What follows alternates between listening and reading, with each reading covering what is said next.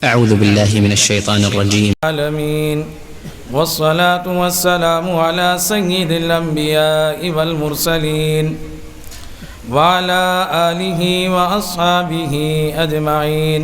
أما بعد فقد قال الله تبارك وتعالى: أعوذ بالله من الشيطان الرجيم. بسم الله الرحمن الرحيم.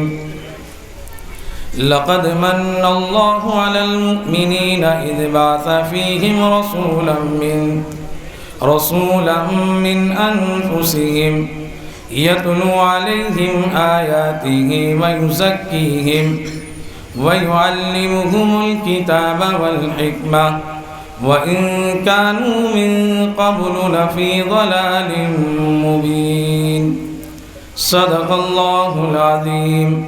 وقد قال النبي صلى الله تعالى عليه وسلم: أدبني ربي فأحسن تأديبي. وقال عليه الصلاة والسلام: أنا محمد وأنا أحمد وأنا الماحي يمحو الله به الكفر، أو كما قال عليه الصلاة والسلام. عزت و احترام کے مستحق حضرت صدر محترم اور تمام علماء کرام اور قابل قدر دینی اور ایمانی بھائیوں، اللہ تعالیٰ نے انسان کو پیدا کیا اور پیدا کرنے کے بعد اس کو اشرف المخلوقات بنایا. پھر اسی انسان کو اللہ تعالیٰ نے اپنی عبادت کے لیے مقصود فرمایا، اور عبادت کا ریاضت کا طریقہ بتانے کے لیے اللہ تعالیٰ نے انبیاء علیہم السلام کو اس دنیا میں مبعوث فرمایا. عام روایات کے مطابق 1,24,000 انبیاء علیہم السلام اس دنیا میں تشریف لائے، اور ان میں سب سے افضل اور اعلیٰ سید الانبیاء جناب محمد الرسول اللہ صلی اللہ تعالی علیہ وسلم تشریف لائے. یہ مجلس، یہ جلسہ اسی آخری نبی کی سیرت کے بارے میں، اور ایک کافی وقت سے یہ جلسہ منعقد ہوتا ہے اور نبی پاک علیہ السلام کی سیرت طیبہ کو بیان کیا جاتا ہے. اصل بیان مہمان مکرم کا ہوگا، لیکن اس سے پہلے سیرت پاک کے چند پہلو کو بیان کرنے کے لیے آپ حضرات کی خدمت میں مجھے پیش کیا گیا. نبی پاک علیہ السلام فرماتے ہیں کہ اللہ تعالیٰ نے جب میرے دنیا میں بھیجنے کا فیصلہ کیا تو اللہ تعالیٰ نے ان اللہ نظر الی اہل الارض، اللہ تعالیٰ نے روئے زمین پر نگاہ ڈالی، انسانوں پر نگاہ ڈالی، اور ان انسانوں میں اللہ تعالیٰ نے ولد اسماعیل کو چنا. ولد اسماعیل میں اللہ تعالیٰ نے کنانہ کو چنا، اور کنانہ میں اللہ تعالیٰ نے قبیلہ قریش کو چنا، اور قریش میں اللہ تعالیٰ نے بنو ہاشم کو چنا، اور بنو ہاشم میں میرے ابا حضرت عبداللہ کو چنا، اور اللہ تعالیٰ نے میرے بھیجنے کا فیصلہ فرما دیا.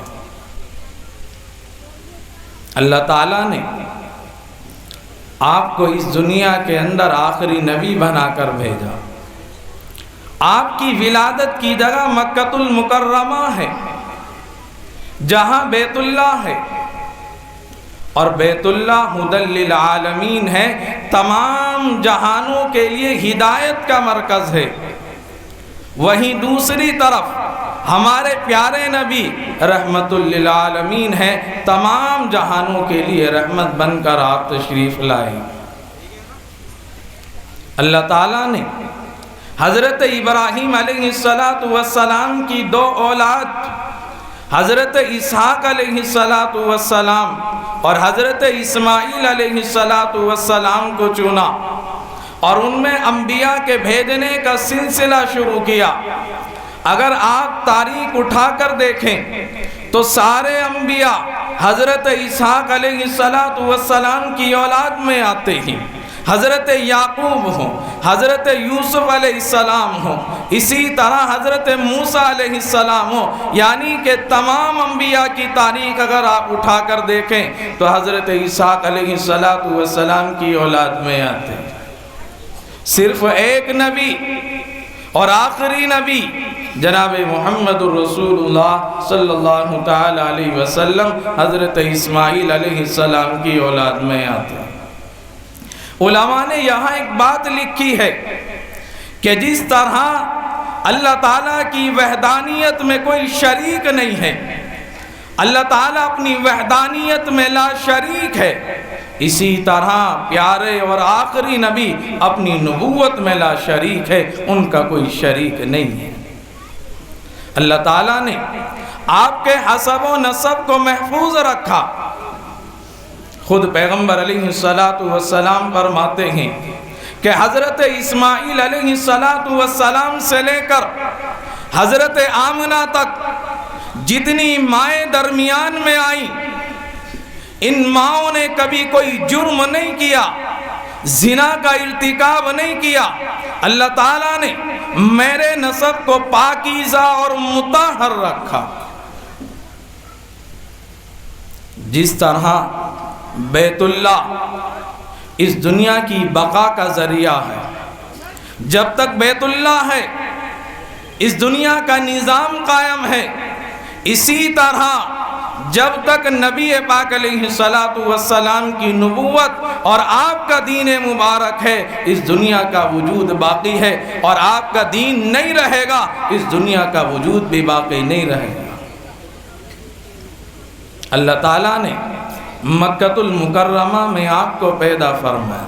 یہ چند پہلو ہیں جو عظمت کے وہ مختصر طریقے سے آپ کے سامنے پیش کر رہا ہوں۔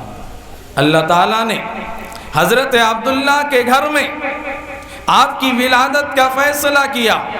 حضرت آمنہ حمل سے ہیں اور آپ کے والد محترم حضرت عبداللہ کا انتقال ہو جاتا ہے، اس لیے کہ اللہ تعالیٰ آپ کو یتیم پیدا کرنا چاہتے ہیں۔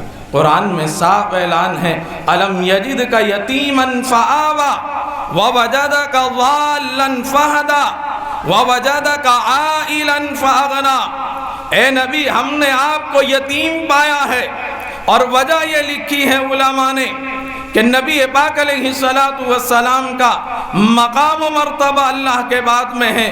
اللہ نہیں چاہتے کہ میرے نبی کی تربیت میں، میرے نبی کے سنوارنے میں کسی دوسرے انسان کا حصہ لگ جائے اور کسی دوسرے انسان کا نام اعلیٰ اور عرفہ ہو جائے، اس لیے نبی پاک علیہ السلام فرماتے ہیں ادبنی ربی فاحسن تادیبی، میرے پروردگار نے ہی میری تربیت فرمائی، اور میرے پروردگار کی تربیت سے بہتر کسی کی تربیت نہیں ہے۔ اس لیے آپ فرماتے ہیں کہ اللہ تعالیٰ نے مجھے ادب سکھایا ہے، سلیقہ سکھایا ہے۔ آپ دنیا میں بھی تشریف نہیں لائے، آپ کے آنے سے پہلے اللہ تعالیٰ نے تمام انبیاء علیہ السلام کی زبانوں کے ذریعے دنیا کے انسانوں کو آپ کے نغمے سنائے۔ ہر نبی نے آ کر آپ کی تعریف و توصیف بیان کی۔ تاریخ میں آتا ہے کہ آپ کی اتنے اوصاف اور آپ کا حلیہ مبارک اس صراحت کے ساتھ ذکر کیا گیا ہے کہ پہلے زمانے میں لوگوں نے آپ کے اوصاف کو پڑھ کر، آپ کے حلیہ مبارک کو پڑھ کر آپ کی صورت بنائی، یہاں تک کہ آپ حمل کی حالت میں ہیں۔ خواجہ عبد المطلب مکۃ المکرمہ سے چند سرداروں کے ساتھ میں قریش کے ملک شام کا سفر کرتے ہیں۔ تجارت کے لیے سفر تھا۔ آپ نے ایک جگہ پڑاؤ ڈالا، وہاں کے پادری اور رہبانی خواجہ عبد المطلب کے پاس آئے، آ کر معلوم کرنے لگے، اے خواجہ عبد المطلب، اے مکے کے سرداروں، تم کس مقصد سے ملک شام آئے ہو؟ کہنے لگے ہم تجارت کے لیے آئے ہیں۔ کہنے لگے کہ تم قریش سے ہو؟ فرمایا ہاں قریش سے ہیں۔ تو یاد رکھنا، قریش میں ایک بچہ ایسا پیدا ہوگا جس کا نام محمد ہوگا، اور اللہ تعالیٰ اس کو نبوت عطا فرمائیں گے، اس دنیا کا سردار بنائیں گے۔ خواجہ عبد المطلب کہنے لگے میرے تو اولاد نہیں ہو سکتی، لیکن میرے پوتا ہو سکتا ہے، میری اولاد کی اولاد ہو سکتی ہے کہ ہم جب سب واپس آئے تو سارے سرداروں نے فیصلہ کیا کہ ہم اپنے بچے کا نام محمد رکھیں گے۔ آپ دنیا میں تشریف نہیں لائے اور ملک شام کے علاقے میں آپ کا ذکر خیر ہوتا ہے۔ حضرت حسان بن ثابت رضی اللہ تعالی عنہ نبی پاک علیہ السلام سے عمر میں 7 سال بڑے ہیں۔ فرماتے ہیں کہ میں مدینہ المنورہ میں، اس وقت مدینہ بستی کا نام یثرب تھا، میں راستے سے گزر رہا تھا، میں نے ایک کاہن دیکھا، وہ کاہن پراگندہ بال ہے، عجیب سا حلیہ ہے، اور وہ بھاگا جا رہا ہے اور لوگوں میں اعلان کر رہا، یا ایھا الناس، اے لوگوں، جو احمد نام کا شخص دنیا میں آنے والا ہے، میں نے ستارہ دیکھا ہے کہ ستارہ اپنے مدار میں پہنچ چکا ہے، مجھے علم ہو چکا ہے کہ وہ نبی حالت حمل میں ہے اور اس کے پیدا ہونے کا زمانہ قریب۔ یثرب کے اندر آپ کے نام کی صدائیں لگتی ہیں، ملک شام میں آپ کے نام کے صدائیں لگتی ہیں، مکوکش میں آپ کے نام کی صدائیں لگتی ہیں، ہر نبی کے زمانے میں آپ کے نام کی صدائیں لگتی ہیں، یہاں تک کہ ایک کاہن جو بعد میں چل کر مسلمان ہوتا ہے، حضرت عمر فاروق رضی اللہ تعالیٰ عنہ سے کہتا ہے کہ میں ایک کاہن تھا، میرے پاس جنوں کا آنا جانا تھا، ایک مرتبہ میرے پاس جن آیا، اس کا چہرہ اترا ہوا تھا، پریشان حال تھا، میں نے معلوم کیا کہ آج کی صورتحال تمہاری بدلی ہوئی ہے، کس پریشانی میں تم آئے ہو؟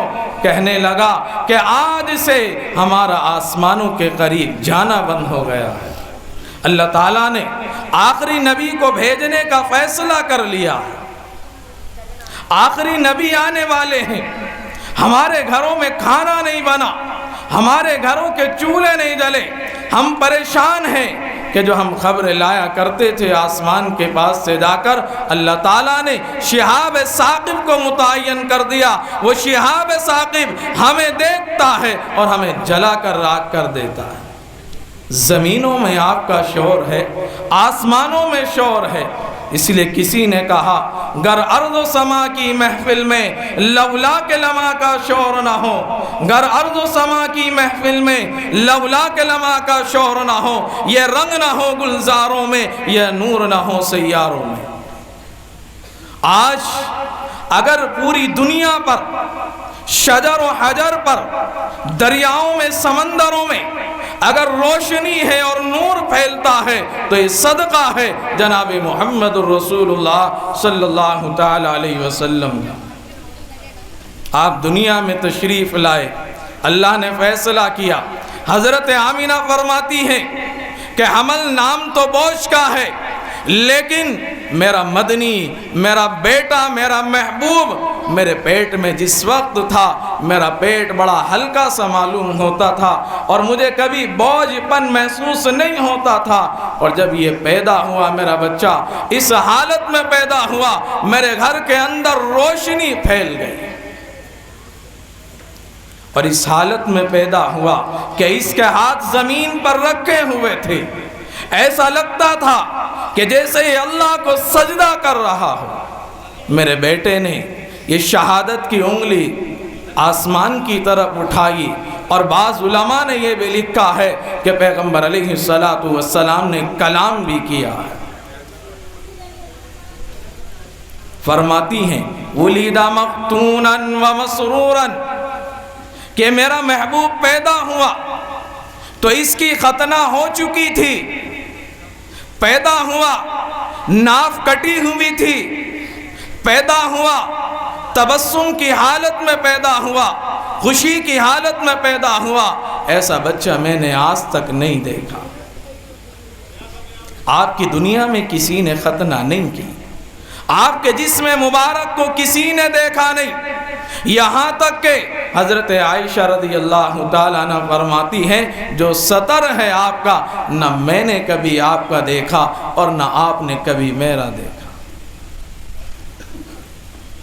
حضرت آمینہ فرماتی ہیں کہ بچے کی ولادت ہو گئی اور میری زبان سے بے ساختہ یہ دعائیہ جملہ نکلا، اعیذک باللہ الواحد من کل حاسد، اے میرے بچے میں تجھے اللہ کی پناہ میں دیتی ہوں ہر حسد کرنے والے کے حسد سے، ہر بغض کرنے والے کے بغض سے، ہر شری کے شر سے میں تجھے اللہ کی حفاظت میں دیتی ہوں۔ خواجہ عبد المطلب بیت اللہ کے پاس بیٹھے ہوئے ہیں، آپ کو اطلاع دی گئی کہ آپ کے گھر میں پوتا پیدا ہوا ہے، عبداللہ کے گھر میں بیٹا پیدا ہوا ہے۔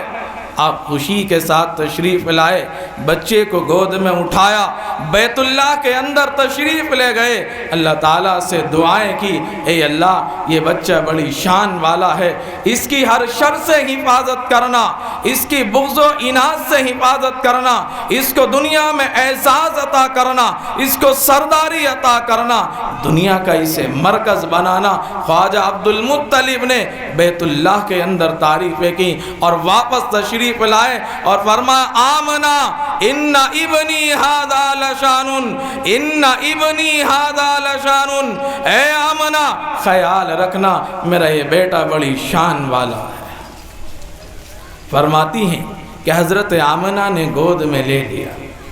مکہ المکرمہ کا دستور تھا، عرب کا دستور تھا کہ وہاں بچوں کی پرورش کے لیے، دودھ پلانے کے لیے گاؤں اور دیہات میں بھیجا جاتا تھا۔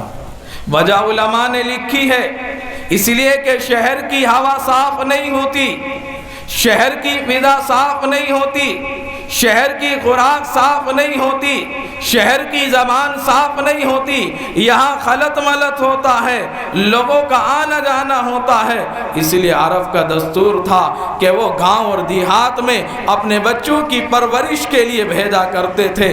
قبیلہ بنو سعد کی عورتیں مکہ المکرمہ میں آئیں، سب نے اپنی تلاش کے بعد میں بچے کو گود لے لیا سوائے جناب محمد الرسول اللہ صلی اللہ تعالی علیہ وسلم۔ حضرت حلیمہ کو بچہ نہیں ملتا ہے۔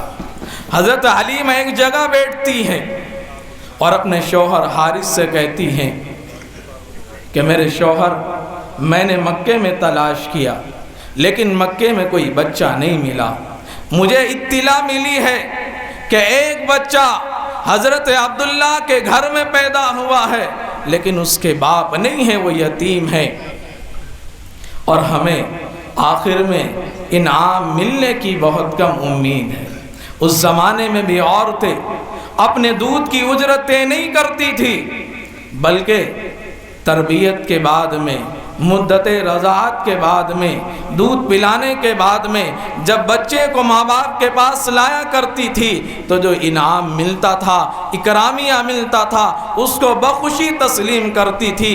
یہاں بات یہ تھی کہ حارث انعامیہ ملنے کی بہت کم امید ہے، لیکن میں بچے کو لیے بغیر جا نہیں سکتی، میں یہ ایسا سفر نہیں کر سکتی جس سفر میں بچے کو ساتھ لے کر نہ جاؤں۔ خیر جو بھی بات ہے اے حارث میں اس گھر میں جاتی ہوں خواجہ عبد المطلب کے اور اس بچے کو لے کر آتی ہوں۔ حضرت حلیمہ خواجہ عبد المطلب کے پاس پہنچتی ہیں، خواجہ عبد المطلب معلوم کرتے ماں اسمو کی، اے دائی تیرا نام کیا ہے؟ फरमाए मेरा नाम हलीमा है। कबीलतु की, किस कबीले से तुम्हारा ताल्लुक़ है? फरमाए बनु साद से है। फरिहा फरअन शदीदा, ख्वाजा अब्दुल मुत्तलिब खुश हो गए। रिवायत में आता इतने खुश हुए कि आपके दांत मुबारक बाहर चमकने लगे। और उसके बाद फरमाया ए हलीमा, तुम जानती हो कि हम मक्के के सरदार हैं, हाजी यहाँ पर हज करने के लिए आते हैं, हम अपना सारा माल हाजियों की खिदमत में सर्फ कर देते हैं, उनके पानी का इंतज़ाम करते हैं, खाने का इंतज़ाम करते हैं, शहद का इंतज़ाम करते हैं, उनके रहने का इंतज़ाम करते हैं। हमारे पास कोई दौलत नहीं बचती, इसलिए हमारा घराना मक्कतुल मुकर्रमा में सबसे गरीब घराना है। आप तसव्वुर करें, मक्के के सरदार का घर उस ज़माने के अंदर, नबी पाक अलैहिस्सलातु वस्सलाम का घर उस ज़माने के अंदर सबसे गरीब घराना है। इसलिए कि जो दौलत आती है, जो माल कमाते हैं, वो सारा हाजियों पर सर्फ कर देते हैं, उनकी खिदमत में लगा दिया करते हैं। लेकिन ए हलीमा, याद रखना, तू हलीमा है और हिल्म से है, और तेरा कबीला बनु साद, साद से है, लेकिन मेरे पोते का नाम भी मोहम्मद है। ए हलीमा, जाओ और उस बेटे को लेकर आओ। हज़रत हलीमा फरमाती हैं कि आप ज़मीन पर एक सब्ज़ रंग के रेशमी कपड़े पर आराम फरमा थे। इतना हुस्न व जमाल आप पर था, इतना मुस्कुराहट भरा चेहरा आपका था। मैंने सोचा अगर मैं इस बच्चे को जगा दूं तो इस मंजर को ज़ाये कर दूंगी, मुझे इतना अच्छा लग रहा था। हज़रत आमिना फरमाती हैं, ए हलीमा, इन्ना इब्नी हादा लशानुन, ये मेरा बच्चा तो बड़ी शान वाला है, इसकी खतना हो चुकी थी, उस हालत में पैदा हुआ, नाव कटी हुई थी, उस हालत में पैदा हुआ जो हामला औरतों को परेशानी होती है, मुझे कोई परेशानी नहीं हुई। ए हलीमा, मेरे इस बच्चे का ख्याल रखना, और मैं तुझे बताऊं, ये बच्चा इतना अदब वाला है कि इसने मेरा जब भी दूध पिया है दाहिनी तरफ से पिया है, कभी बाईं तरफ को इसने मुंह नहीं लगाया। हज़रत हलीमा फरमाती हैं, मैंने बच्चे को उठाया, बाहर आई, अपने शौहर हारिस से कहा कि ऊँटनी को उठाओ। ऊँटनी जो लागिर और कमज़ोर थी, जो चलने में बड़ी परेशानी महसूस कर रही थी, हज़रत हारिस ऊँटनी को उठाते हैं, लेकिन ऊँटनी उठने के लिए तैयार नहीं होती, इसलिए कि आगे हज़रत हारिस हैं और पीछे हज़रत हलीमा है, और हलीमा की गोद में जनाब मोहम्मद रसूलुल्लाह सल्लल्लाहु तआला अलैहि वसल्लम है।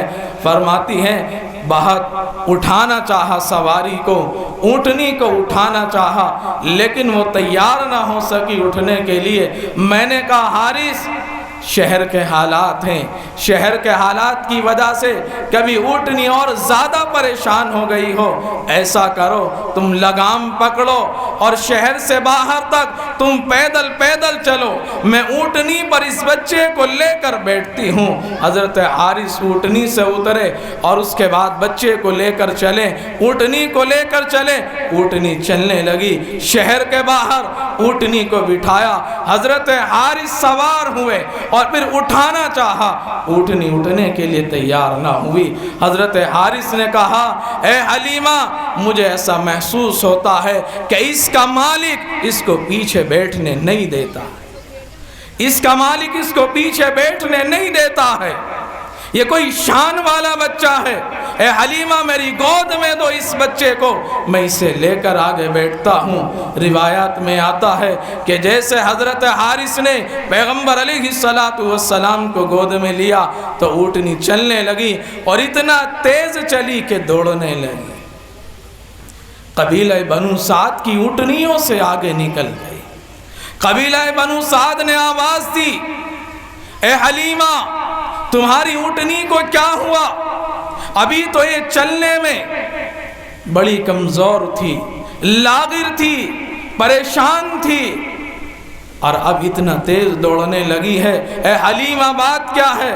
حلیمہ کہتی ہے کہ اونٹنی وہی ہے، چلانے والا وہی ہے، لیکن اونٹنی کا سوار بدل گیا ہے۔ سوار بدلا ہے تو اونٹنی نے چلنا بھی شروع کر دیا۔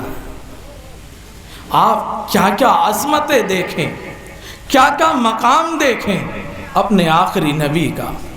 حضرت حلیمہ فرماتی ہیں پہلا دن ہے میرے گھر کا، اور میرا ایک بچہ ہے عبداللہ نام کا جو دودھ پینے والا بچہ ہے۔